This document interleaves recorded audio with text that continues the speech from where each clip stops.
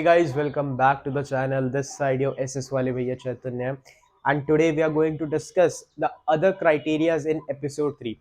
Previous two episodes mein we have talked about that first the development, the concepts of development, and second on what attributes do we compare different countries and states into developed or underdeveloped. And now here we are talking about the other criterias on which we can say that this proper society or the country is developed or underdeveloped. First, the very first criteria is the infant mortality rate, IMR. Infant mortality rate, IMR. Now let's look at the definition. Number of children that die before the age of 1 year in proportion of 1,000 live children in that particular year. इसका मतलब है कि एक particular year है. For example 2019 था. 2019 एक year है और उसमें हमें फाइंड करना है इन्फेंट मोर्टेलिटी रेट. तो सबसे पहली चीज इन्फेंट मोर्टेलिटी रेट होती क्या है, तो देखो फॉर एग्जाम्पल 2019 में कितने न्यूबॉर्न्स की डेथ हुई before attaining the age of 1 year. ठीक है, एक साल के बच्चे, एक साल से पहले के बच्चे जिनकी डेथ हो गई, ठीक है, divided by number of live children, कि कितने बच्चे जिए उस ईयर में, multiply by in proportion with 1,000 live birds, multiply by 1,000 live birds. This is infant mortality rate. कि हमें सीधा सा फाइंड करना है कि कितने बच्चों की डेथ हुई न्यूबॉर्न्स की एक पर्टिकुलर ईयर में. That is infant mortality rate. And the formula to find it is number of children died before the age of 1 year, obviously, divided by number of children, live children, कितने बच्चे जिए, in proportion, multiply by 1,000. तो अगर आपसे कभी भी exam में या फिर आपके टेस्ट में पूछा जाए कि find the IMR of this particular region और आपको एक टेबल दे दी जाएगी, then you must know this formula to find the IMR. Secondly, इससे एक 1 मार्क का क्वेश्चन भी बन सकता है, that number of children that die before the age of 1 year in proportion of how many live children, how many live children. तो आपको MCQs में दे दिया जाएगा 1,000, 100, 10, 1. तो we have to know that in proportion of 1,000 live births आपको 1,000 पे टिक कर आना है. And I am sure that एक ना एक क्वेश्चन तो IMR से रिलेटेड हर साल आता है, तो मे बी इस साल आएगा, आपके एग्जाम्स में आ सकता है. ठीक है, नाउ एक और कंसेप्ट जानिए इन्फेंट मोर्टेलिटी रेट के बारे में, कि हमें हेल्थ फैसिलिटीज के बारे में भी बताता है. कैसे बताता है? फॉर एग्जाम्पल अगर किसी स्टेट है, कोई स्टेट है, फॉर एग्जाम्पल हरियाणा है, फॉर एग्जाम्पल हरियाणा एक स्टेट है. अब अगर हरियाणा की इन्फेंट मोर्टेलिटी रेट हाई है, अगर इसकी IMR हाई है, तो ऑब्वियस सी बात है IMR हाई मतलब वहां पे एडिक्वेट हेल्थ फैसिलिटीज नहीं है. तभी इसी वजह से जो बच्चे हैं या तो वो मेल न्यूट्रिशियस की वजह से डेथ हो रही है या फिर कोई ना कोई उनको ऐसी डिजीज हो रही है, तो या तो वहाँ पे जो पब्लिक हेल्थ फैसिलिटीज दी जाती है उनको वो बहुत ही कम है, तो उनका वहाँ का जो फैसिलिटीज है वो लो प्रोवाइडेड है. But vice versa, for example अगर हरियाणा की IMR लो है, तो उसकी जो फैसिलिटीज दी जा रही है बच्चों को या फिर जो हेल्थ केयर एडिक्वेट फैसिलिटीज है वो हाई है, वो हाई है. So this was all about infant mortality rate. Now let's get toward our second criteria. Second criteria is the literacy rate. Now what is literacy rate? See, the proportion of literate population in 7 and above age group is known as literacy rate. कि 7 साल या 7 साल से बड़े कितने लोग, कितने बच्चे पढ़ना लिखना जानते हैं, that is literacy rate. Now how to find literacy rate? For that we have to put this formula: number of literate people in 7 and above age group divided by number of total people in the age group. इसका मतलब है कि 7 या 7 साल से बड़े जिन लोगों को पढ़ना लिखना आता है, लिटरेट पीपल, डिवाइडेड बाय उन एज ग्रुप्स की टोटल पॉपुलेशन कितनी है.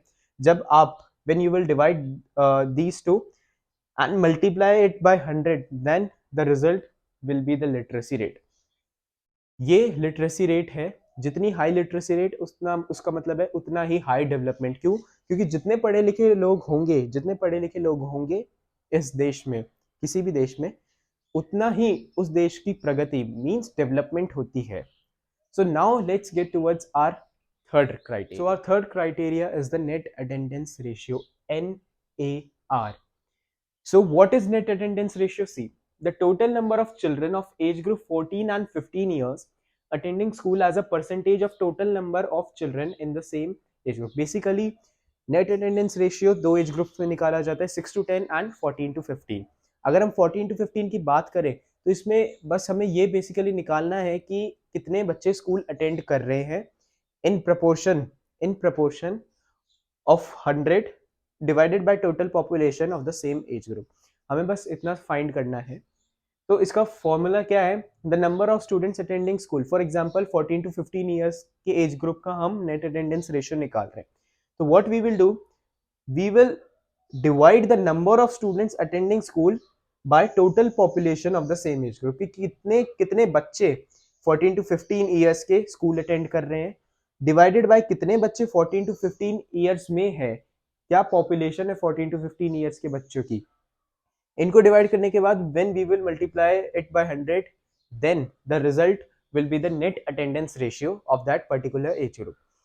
सो बेसिकली हमें अगर एग्जाम में दिया जाए that what is net attendance ratio, first of all we have to write this definition, then we have to show the formula. See formula अगर आप लिखेंगे तो एग्जामिनर खुश हो जाएगा, ठीक है. वो उसको लगेगा कि इस बच्चे को तो बहुत कुछ आता है, ठीक है. तो वो जितने मार्क्स दे सकता है वो उतने ही देगा जितने आप डिजर्विंग होंगे. बट ये फॉर्मूला लिखने से हो सकता है आप एग्जामिनर पे अच्छा इंप्रेशन पड़े एंड वो एक आध मार्क्स थोड़ा ज़्यादा दे दे. ज़्यादा इन द सेंस जैसे 3 मार्क्स का क्वेश्चन है, आपको 2 मार्क्स मिल रहे हैं, बट फॉर्मूला लिखने की वजह से आपको एक आधा या एक मार्क्स मिल जाएगा. So this was net attendance ratio. Now let's get towards our fourth criteria, is the life expectancy. The average expected length of a life of a person at birth. Length of a life of a person. This is the main keyword. See, keywords are the most important things which you have to mention in your answers. उसी के basis पर examiner will give you the marks. तो life expectancy बहुत easy है कि average expected life कि birth पे जब कोई बॉर्न होता है तो उसकी एवरेज लाइफ वो कितना जिएगा, that is the life expectancy. That's it. Now let's get towards our fifth criteria. A fifth and last criteria is body mass index और BMI. Now what is body mass index? It determines whether a person is undernourished और not. Body mass index हमें ये बताता है कि एक person जो है वो अंडरनरिश्ड या फिर मैल न्यूट्रिशियस है या नहीं. इसका फॉर्मूला है weight in kilogram divided by height square in meter. सबसे पहले आपको अपना वेट कैलकुलेट करना है किलोग्राम में, देन आपकी जो हाइट आएगी उसको मीटर में कन्वर्ट करके you have to do it square and उसके बाद डिवाइड कर देना. तो that will be your BMI और body mass index. Now there are 3 condition. If your body mass index is less than 18.5 then you are undernourished or malnutritious. If it comes between 18.5 and 25 then you are normal. But अगर your body mass index is greater than 25 then you are overnourished. साफ साफ समझ जाना कि घर का ration कहाँ जा रहा है if your body mass index is more than 25. So these were the 5 major criteria we discussed here, and now we shall proceed to our last topic, which is the public facilities. Now in this topic we are gonna talk about public facilities, but before proceeding we have to see this statement. Money in your pocket cannot buy everything. Example, pollution free environment etc. Yes, this is true. मैंने पहले आपको बताया था कि कोई भी ऐसा statement आता है तो we have to prove it with an example. तो इसमें आप एग्जाम्पल दे सकते हैं pollution free environment and protection from diseases. अब इसका मतलब क्या है स्टेटमेंट का? ये कहना चाह रहा है कि money in your pocket can not buy everything. ठीक है, कि आपके जेब में जो पैसा है वो सब कुछ खरीद नहीं सकता है. ये सच्ची बात है. खुशी और हैप्पीनेस वो तो सब मॉरल चीज़ है, उसको छोड़कर अगर हम देखें तो पॉल्यूशन फ्री एनवायरनमेंट नहीं. क्यों मनी कैसे बाय नहीं कर सकता? क्योंकि ऐसी चीज़ों के लिए हमें खुद वर्क करना पड़ता है. ठीक है, for example we can do afforestation. ठीक है, we can use electric things.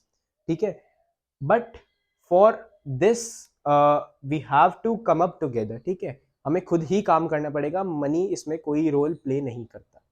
Now, public facilities by government is the cheapest and best way to provide these goods and services collectively.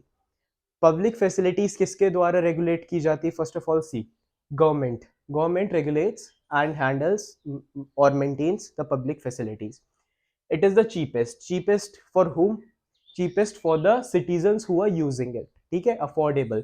For example, एक बहुत ही अच्छा example था, आगे आप अपने chapters में पढ़ोगे कि दैट रेलवे सिस्टम जो होता है, जो रेलवेज होती है, वो जो प्राइवेट कंपनीज होती है वो ओन क्यों नहीं करती, गवर्नमेंट ही क्यों रेगुलेट करती है?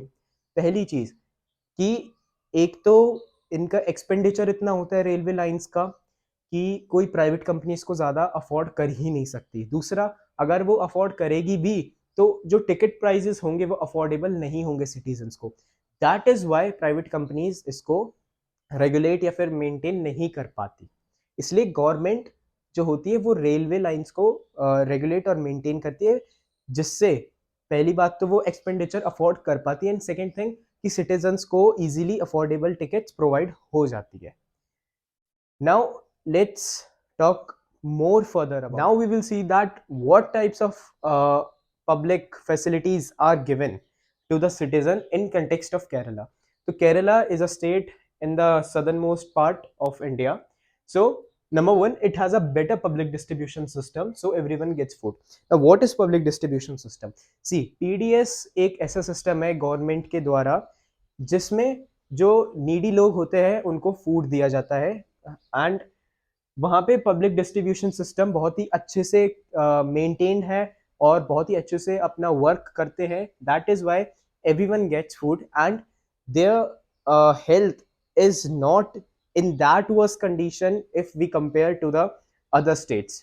Second, they have adequate number of healthcare facilities and people gets properly treated, which means कि वहाँ पे adequate number यानी proper number, एक sufficient number है किसके? हॉस्पिटल्स, डिस्पेंसरीज, क्लिनिक्स एक्सेट्रा के, जिस वजह से जो वहाँ पे लोग होते हैं वो मोस्टली डिजीज फ्री होते हैं, हेल्दी रहते हैं, और दूसरा अगर उनको कोई भी प्रॉब्लम होती है तो वो जल्द ही क्योर हो जाते हैं.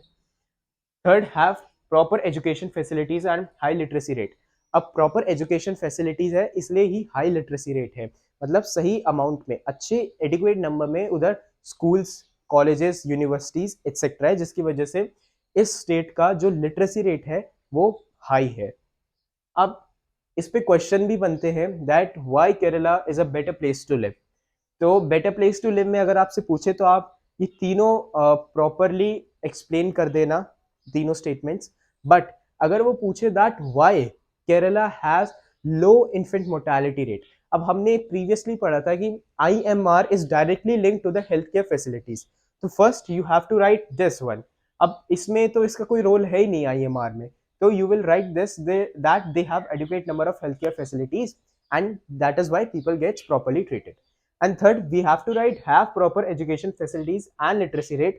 अब इसमें आपको एक और चीज ऐड कर देनी है that is why अगर वहाँ पे educated people है इसलिए they are more aware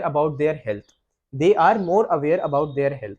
तो ऐसे आप खुद से इन स्टेटमेंट से खुद से भी आंसर्स बना सकते हैं. First, we are going to talk about what is UNDP. See, the full form of UNDP is United Nations Development Program.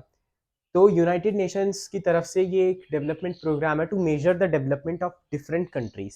ठीक है, it publishes human development report to measure development. अब जो UNDP की organization है, it publishes a report which is known as human development report और HDR. अब जो ये ऑर्गेनाइजेशन है ये 3 क्राइटेरियाज फॉलो करती है. पहला, per capita income of the country. Second, life expectancy. Third, literacy rate and enrolment ratio. Enrolment ratio होता है, लिटरेसी रेट तो फॉर एग्जांपल कि एक पर्टिकुलर एज ग्रुप के लिए हम बारे में बात करते हैं लिटरेसी रेट में. बट एनरोलमेंट रेशियो और ग्रॉस एनरोलमेंट रेशियो मींस कि टोटल पॉपुलेशन में से कितने लोग लिटरेट है. ठीक है, इसमें कोई एज ग्रुप नहीं आती कि टोटल पॉपुलेशन में कितने लोग लिटरेट है. That is gross enrolment ratio. So with this guys we have completed our chapter number world development from your economics book. And if you guys have any query or question, comment me down in the comment box, and I will try to reply it as soon as I can.